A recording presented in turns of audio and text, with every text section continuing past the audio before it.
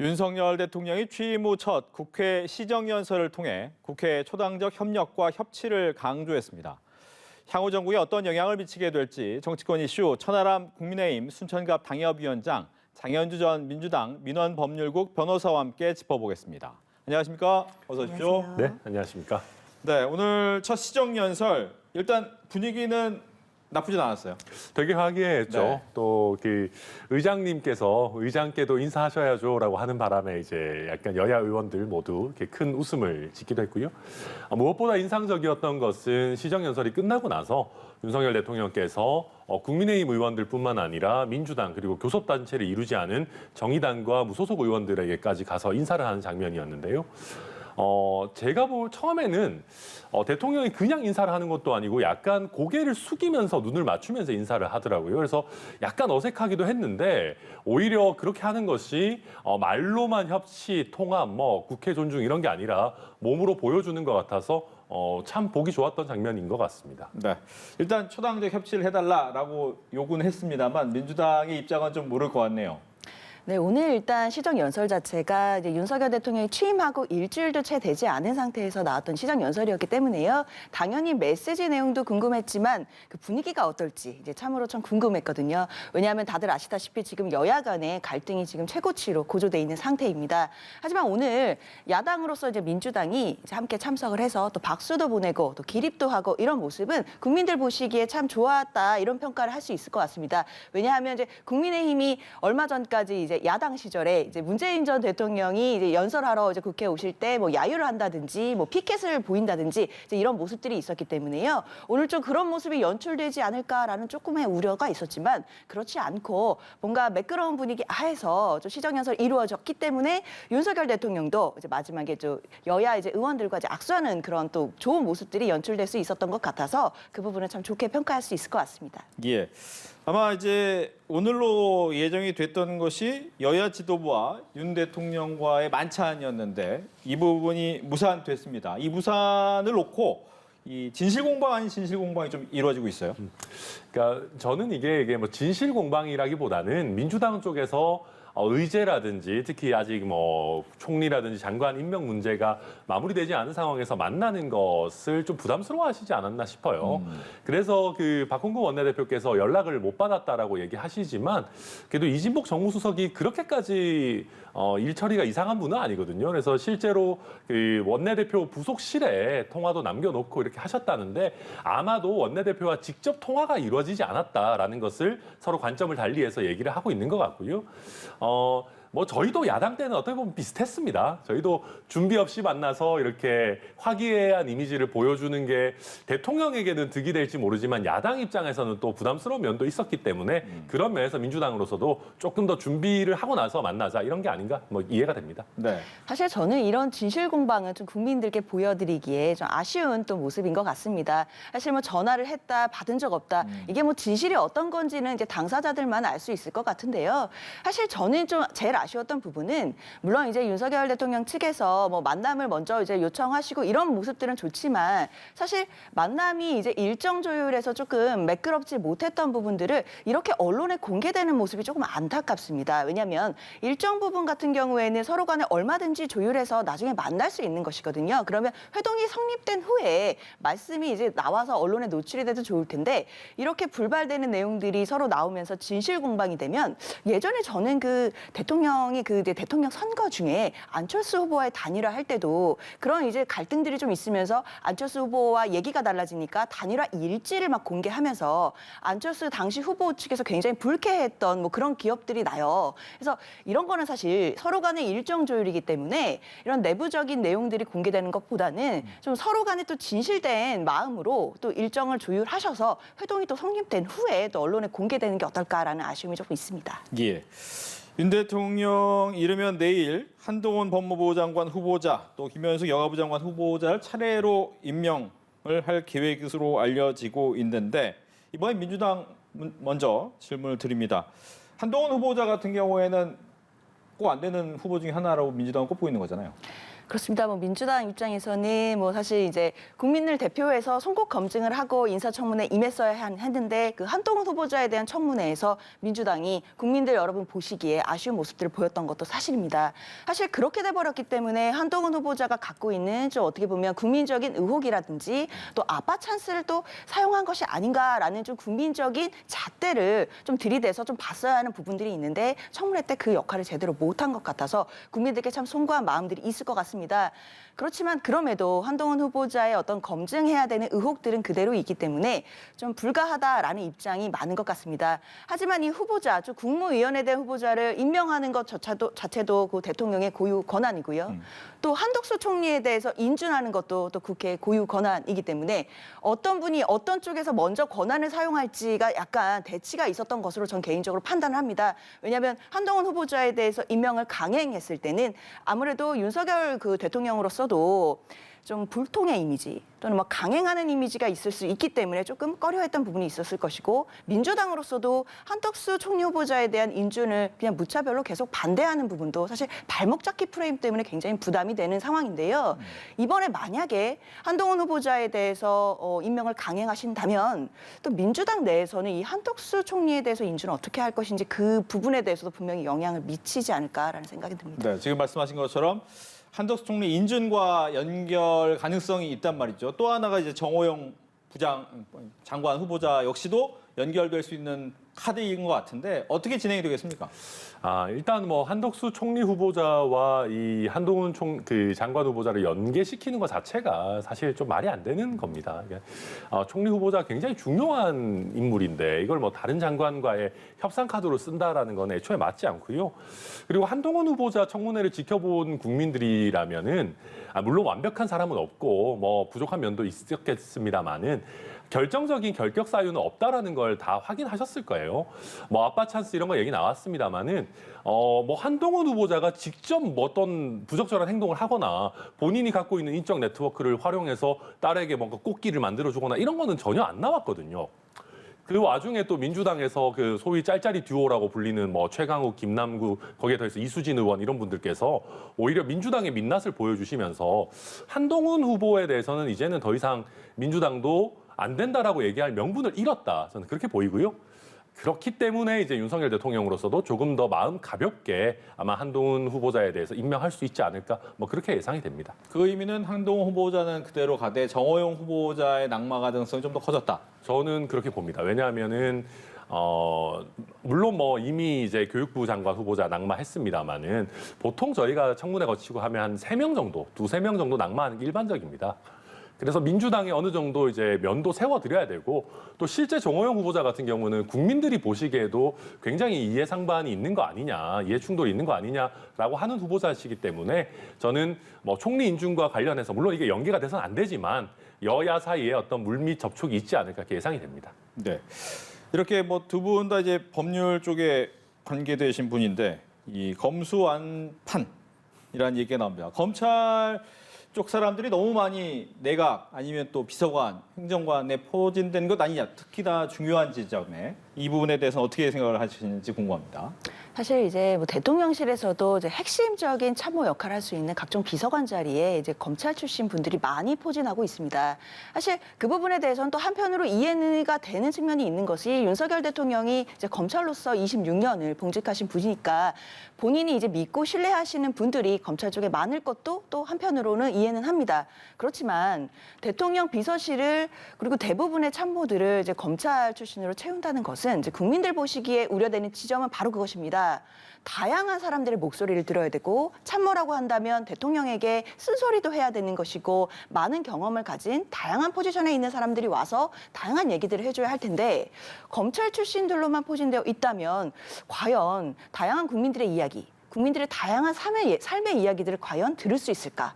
이 부분에 대한 국민들의 마땅한 우려가 있을 수밖에 없습니다. 그리고 게다가 지금 검찰 출신이신 뭐 공직기관 비서관 같은 그 이시원 검사 같은 경우에는 예전에 그 간첩 조작 사건의 그 당시 수사 검사로도 또 이제 의혹을 받으셨던 분이시기 때문에 과연 이런 문제가 있음에도 굳이 그 검찰 조직에서 이런 분들을 뭐 이렇게 담청시켜서서 포진시켜서 했었는지에 대해서는 좀 국민적으로도 많은 우려가 있고 저도 좀 많이 좀 고개가 갸우뚱거려지는 지점입니다. 네.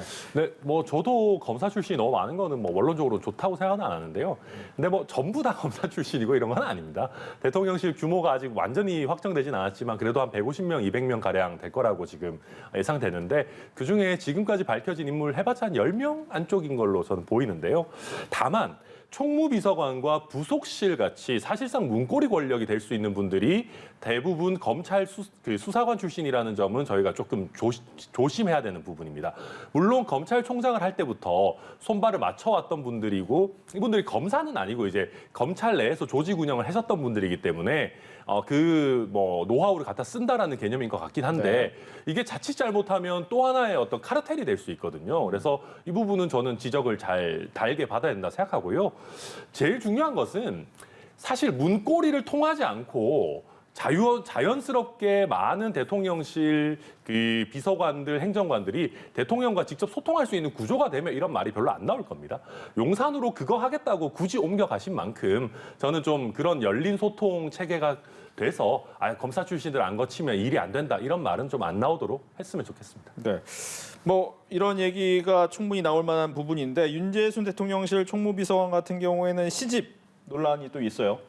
네, 그렇습니다. 뭐 이분께서 뭐 정식으로 등단한 시인이다 뭐 이런 얘기가 있더라고요. 그래서 뭐 시적으로 표현을 한 것이 뭐 어떠냐에 대해서는 사실은 저는 그 표현 자체도 당연히 문제가 되지만 그 표현까지 가지 않더라도 검찰에서 이제 생활하시던 중에 지금 벌써 성비위로 2번이나 뭐 내부 감찰이라든지 뭐 징계성 처분을 받으셨던 분이거든요. 그리고 그 이제 사유들의 면면을 봐도 사실 과거 일이라고 할지라도 뭐 포옹을 했다든지 뭐 입을 맞추려 했다든지 적어도 봤을 때는 가벼운 사안은 전혀 아닙니다. 그리고 이제 국민 여러분들께서 지금 공분하시고 계신 지점은 이제 민주당도 그 성비위 관련된 사건이 계속 반복해서 일어났기 때문에 민주당은 지금 제사를 도려내는 심정으로 지금 국민 앞에서 반성하고 지금 수술 중에 있다 이렇게 얘기를 하고 있는데요. 과연 윤석열 대통령 그 비서실에 총무비서관이라면 정말 대통령실에 살림을 하는 곳이거든요. 그곳에 계신 그 비서관이 윤석열 대통령과도 굉장히 큰 친분이 있는 것으로 알려져 있습니다. 근데 성비위 사건으로 2번이나 그런 징계성 처분을 받으셨던 분을 굳이 등용하셔야 됐었던 이유가 무엇인지에 대해서는 국민들이 의문을 품을 수밖에 없을 것 같습니다. 네. 김성애 다문화 비서관하고 또 다른 스탠스예요, 대통령실은. 그런 것 같습니다. 이제 근데 저는 대통령실도 좀 부적절하다고 생각하는 게요. 이 시에 대해서 무슨 뭐 지하철의 성범죄에 대해서 뭐 경각심을 주려는 취지다. 제가 시 읽어봤는데요. 그렇지는 않은 것 같거든요. 되게 부적절해요. 물론 이게 예술의 한 영역이고 20년 전이니까 뭐 조금 이해를 최대한 좋게 하려고 한다고 해도 지금의 잣대로 보면 분명히 부적절합니다. 그래서 이거에 대해서 너무 옹호하려고 생각하지 말고요. 계속 그러면 이 사람 능력이 필요하고 뭐하고 하다라고 하면 솔직하게 이분이 좀 부적절한 면은 있더라도 이 사람의 능력이 필요합니다. 그래서 우리가 쓰겠습니다. 그런데 이 사람의 부적절한 면에 대해서는 저희가 진솔하게 사과드리겠습니다라고 하는 게 저는 맞다고 봐요. 그러면 우리 국민들도 충분히 이해하실 겁니다. 알겠습니다. 북한과의 관계도 상당히 중요합니다. 뭐 현재 이제 대통령의 당선 이후 북한에서의 미사일 발사도 있었고, 하지만 또 코로나 때문에 우리 좀 힘들다라는 얘기도 북한에서 해오고 있습니다. 또 윤석열 대통령은 오늘도 시정연설에서 지원할 준비는 돼 있다. 또 실무 접촉해라라고 얘기를 했단 말이죠. 북한과의 관계는 어떻게 좀 진행이 될까요? 먼저 이야기를 해주시죠. 지금 현재 대북 관계가 굉장히 경색되어 있는 국면인 건 확실합니다. 사실 지금 북한이 코로나 위기가 굉장히 심각한 것으로도 보도가 되고 있는데요. 그리고 북한의 이제 뭐 백신뿐만 아니라 각종 의약품들, 뭐 해열제라든지 뭐 각종 뭐 진단 키트 같은 것도 절대적으로 부족한 상황일 것임을 다들 예상하고 계십니다. 그렇다면 당연히 정부로서는 그 부분에 대해서는 인도적 차원에서라도 이제 최대한 이제 지원을 생각하고 준비를 해둔 다음에 북한과의 관계를 이걸 계기로 해서 어느 정도 물꼬를 틀 수는 있을 것 같습니다. 그리고 곧 한미 정상회담도 이제 예정되어 있으니까요. 이것을 통해서 우리가 좀 인도주의적 차원의 지원을 통해 한미 그리고 북한과의 또 관계까지도 한 번에 좀 물꼬를 틀 수 있는 또 중대한 또 어떤 계기가 될 수 있지 않나라는 생각이 듭니다. 예. 예, 저희도 과거부터 북한 정권에 대해서는 뭐 국민의힘이 굉장히 비판적인 입장입니다만은 북한 주민들의 인권과 관련해서는 오히려 민주당보다 저희가 적극적인 목소리를 많이 내왔습니다. 건강권도 굉장히 중요한 인권의 한 영역 아니겠습니까?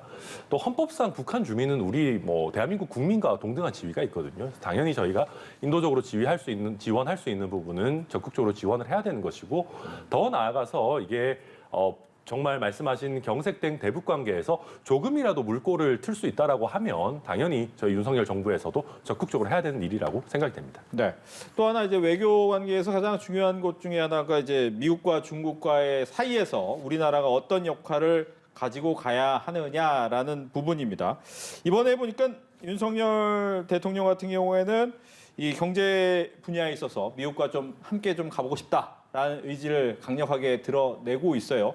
그러다 보니까 중국의 입장에서는 맞특지는 않아 보일 수도 있을 것 같고 기존의 문재인 대통령과의 어떻게 보면 좋은 관계를 더 유지하고 싶다라는 것이 이제 중국의 입장일 것 같거든요. 어떻게 좀 진행해야 될지 이번에 얘기해 주시죠. 아무래도 윤석열 대통령이 이제 외교 관계 부분에 대해서는 정말 경험이 없으시다 보니까요. 물론 이제 정치적으로도 신인이시긴 하지만 또 외교적으로는 굉장히 좀 어려움이 있을 수도 있겠습니다. 다만 또 지금 미국과 중국과의 갈등이 좀 심해지는 상황에서 우리가 또 그 중간에서 어떤 역할을 하느냐에 따라 우리가 외교적으로 우리나라의 또 운명이 달라질 수도 있는 중대한 시점입니다. 그렇지만 이제 윤석열 대통령 같은 경우에는 이제 그동안 대선 과정에서도 항상 한미동맹과 그 미국과의 관계를 굉장히 우선시하셨던 분이시고 지금 이제 곧 또 한미 정상회담도 이제 예정되어 있기 때문에요. 오늘 시정연설에서는 아무래도 미국과의 관계를 좀 더 강조하면서 그리고 좀 미국이 이제 중국을 견제하려고 하는 이런 이제 시스템에 들어가고 싶다라고 하는 의사를 표명하시면서 약간 아무래도 이제 바이든 대통령이 이제 방한을 하고 그 정상회담 속에서 어떤 성과를 좀 내고자 하는 의도가 담기지 않았나라는 생각이 있습니다. 예. 네, 그 IPF 같은 경우는 지금 뭐 중국과 무역을 많이 하고 있는 뭐 일본, 싱가포르, 말레이시아, 인도 많은 국가들이 관심을 가지고 있는 상황입니다. 그래서 오히려 많은 전문가들이 우리나라가 좀 초기 단계에서부터 IPF에 개입을 해서 우리 국익을 좀 뭐 최대화해야 되는 거 아니냐라고 그 어떤 전문성을 발휘하고 있는 부분들도 있고요. 그래서 저는 IPF에 뭐 가입하는 것이 꼭 중국과 척을 지는 일이냐. 오히려 우리가 그런 프레임에 말려들 필요가 없는 것 같아요. 예컨대 우리가 뭐 RCEP이라든지 CPTPP 같은 거라든지 이런 다양한 다자 무역 관계에서 중국이 다 그 안에 들어와 있거든요. 그래서 저는 이게 뭐 중국, 미국 둘 중에 하나를 택해라라는 식으로 몰고 가는 것은 좀 바람직하지 않고 미국과의 협력도 충분히 강조할 뭐 필요 있다고 그렇게 생각합니다. 알겠습니다. 며칠 뒤면 이제 5.18입니다. 5.18 민주화운동 기념식에 윤석열 대통령 아마 선거운동 때도 계속 오겠다, 참석하겠다라고 얘기를 했는데 이번에 그 약속을 지키겠다라고 하면서 뭐 장관뿐만 아니라 같이 가야 될 사람 중에 의원들, 국민의힘 의원들도 될 수 있으면 다 참가해라라고 얘기를 했습니다. 어떤 의미입니까? 네, 저도 갈 것 같은데요. 제가 이제 순천 당협위원장이니까요. 이게 저희 당이 어찌 보면 많이 늦었죠. 그러니까 5.18 민주화 운동은 뭐 당파성이 있는 게 아니라 말 그대로 우리나라 민주주의를 발전시킨 민주화 운동 아니겠습니까? 그러니까 당연히 뭐 정파에 관계없이 기려야 되는 일이고요. 기존에 사실 5.18 민주화 운동을 민주화 운동으로 인정하고 이런 것들이 다 김영삼 정부에서 이루어졌음에도 불구하고 저희 당에서 잊을만 하면 허튼 소리 하는 사람들 때문에 저희 국민의힘이 마치 5.18 민주화 운동을 인정하지 않는 폄하하는 집단으로 보여진 부분들이 분명히 있었습니다. 그래서 저희가 늦었지만 이제는 다시는 절대로 국민의힘에서 그런 5.18을 폄하하는 사람이 나오지 않도록 마침표를 찍어야겠다라는 그런 뭐 상징적인 장면이고요. 지난번에 이제 김종인 비대위원장께서 무릎 사과를 하지 않았습니까? 네. 그 무릎 사과가 김종인 비대위원장 한 사람의 의지가 아니라 저희 국민의힘과 이번 윤석열 정부의 공통된 의지다라는 걸 보여주는 그런 행보로 보시면 될 것 같습니다. 광주에서의 시선이 좀 달라지겠습니까? 뭐 저는 일단 이런 시도 자체는 굉장히 긍정적으로 평가해야 될 것 같습니다. 물론 일각에서는 이제 지방선거용 아니냐라는 비난도 있습니다. 하지만 저는 지방선거용일지라도 이런 국민의힘의 이런 변화나 뭐 윤석열 대통령의 그런 이제 말씀 자체는 저는 분명히 존중받을 또 뭐 분명한 평가를 받아야 될 것 같습니다. 하지만 다만 이런 부분은 국민들께서 진정성 있게 평가하시려면 이게 이제 국민의힘이나 윤석열 대통령이 앞으로 이제 얼마나 이 부분을 지속성 있고 진정성 있게 가져가느냐일 것입니다.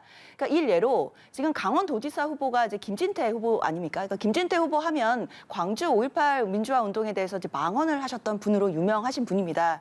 김진태 후보가 5.18 그 기념식에 가는지 제가 좀 궁금합니다, 일단. 그럼 지도부들도 가시고 의원들도 다 가신다면 제가 봤을 때는 이게 광주 시민들에게 정말 진정성 있게 다가가려면 김진태 후보가 참석하셔서 사과를 하셔야 될 것 같습니다. 근데 그런 게 없이 아직도 그 김진태 후보가 강원도지사 후보로 나와 있는 국민의힘과 그리고 그 윤석열 대통령, 윤석열 정부에서 과만 그냥 광주 기념식에 참석하는 것만으로도 그냥 국민들의 어떤 그런 마음이나 그 광주 시민들의 한을 풀어줄 수 있다라고 볼 수는 없을 것 같습니다. 저도 김진태 후보 뭐 과거 발언이나 과거에 세미나를 개최하는 행태 굉장히 잘못됐다고 생각합니다만은 그래도 이번에 뭐 사과는 했습니다. 그래서 뒤늦었지만 사과를 하고 저희 국민의힘이 조금씩 진전된 모습을 보여드리고 싶고요.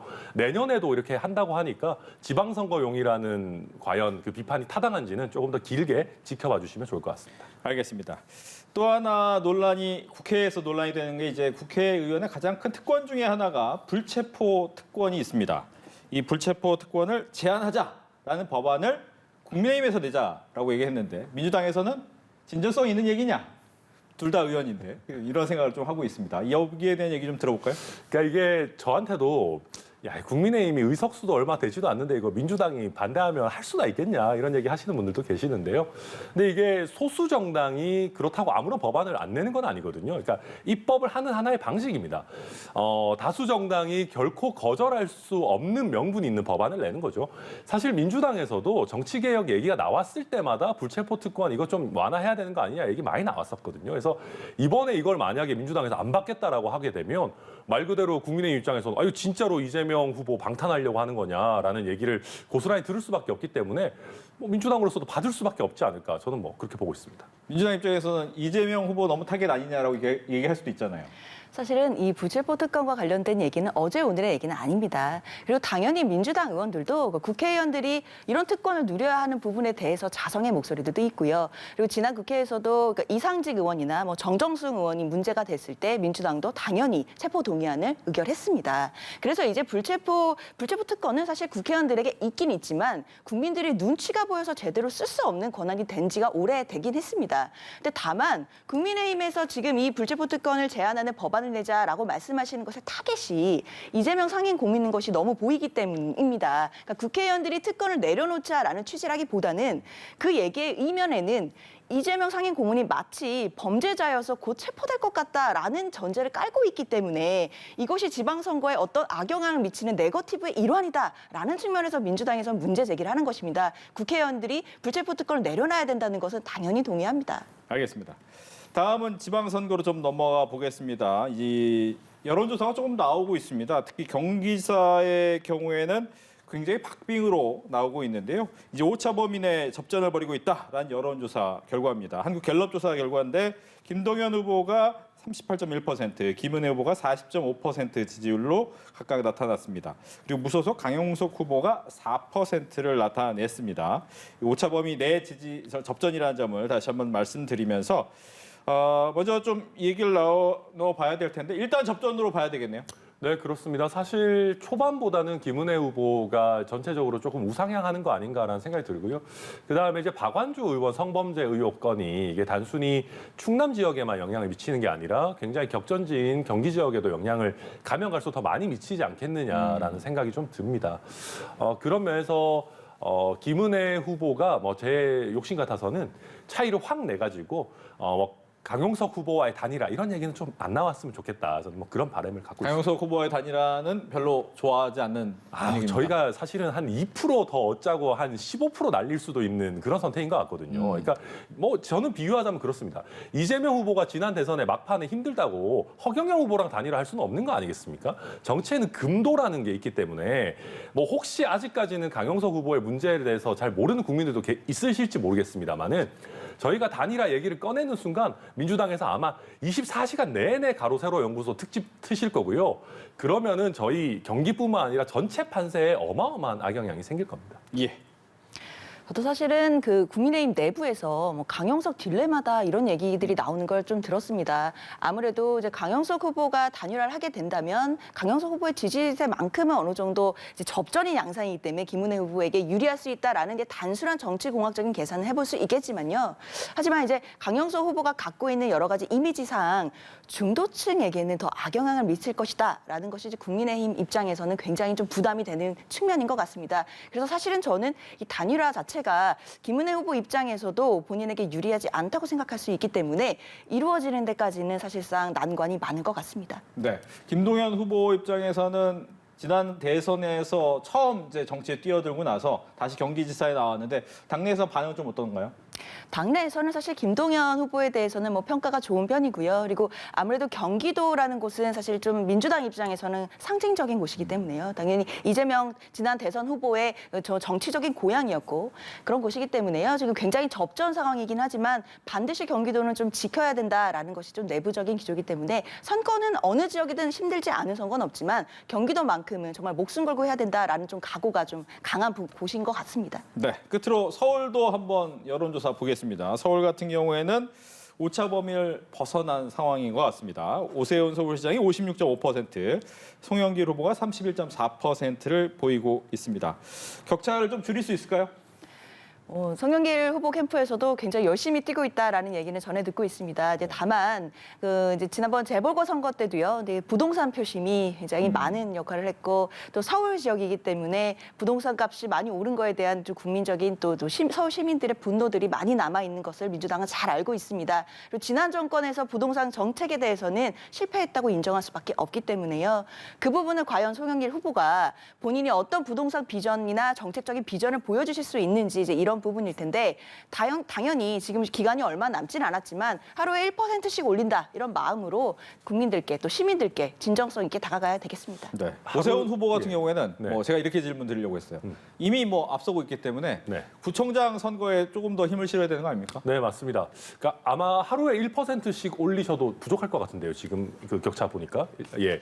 근데 실제로 오세훈 시장 같은 경우는 당선보다도 시의회 구성이 굉장히 중요합니다. 사실 지난 재보궐 이후에 시의회가 100대 5였나요? 거의 그 정도 구성이었기 때문에 본인이 구상하는 걸 거의 제대로 못했거든요. 그래서 본인의 당선도 당선이지만 저희 취약 지역이라고 할 수 있는 강북 권역의 구청장뿐만 아니라 시의원들을 많이 당선시키는 게 제대로 된 오세훈 시정을 보여줄 수 있는 어떤 중요한 어떤 길목일 겁니다. 네, 이렇게 해서 정치권 이슈 두 분과 함께 이야기 나눠봤습니다. 오늘 이야기 잘 들었습니다. 네, 감사합니다.